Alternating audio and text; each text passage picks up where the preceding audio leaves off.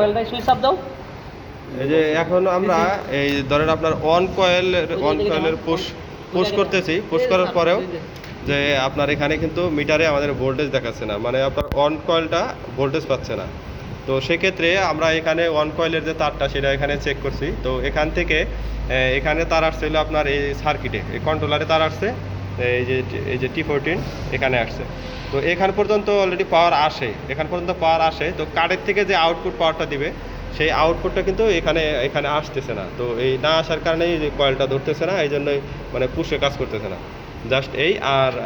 আর এখানে যে একটু এই ইন্টারলকটা যেটা ছিল, তো এখানে যদি এই মনে হয় সম্ভবত কোনো স্প্রিং আছিল, তো ওই স্প্রিংটা ওইখান থেকে মানে খুলে ফেলা হয়েছে বা খুলে গেছে, যে কোনো একটা জিনিস হয়েছে আর কি। পরে আমরা স্প্রিং পাই না, স্প্রিং মিস ছিল। তো সেই জন্য এটাকে একটু টাই দিয়ে আপ করে দেওয়া হয়েছে, যাতে মানে লকিং সিস্টেমটা করা আছে, ওপেন করে দেওয়া হয়েছে। এখন অন হয়, কিন্তু আমরা যখন ম্যানুয়ালি অন অফ হচ্ছে, কিন্তু এমনি হচ্ছে না। আর স্প্রিং চার্জ হয়, স্প্রিং চার্জ হয়, অন্য কোনো সমস্যা নেই এই সমস্যাটা। তো বেশি সম্ভব আর কি সার্কিটের সমস্যা আর কি, এটাই বোঝা যাচ্ছে আর কি, সার্কিটের সমস্যা আছে।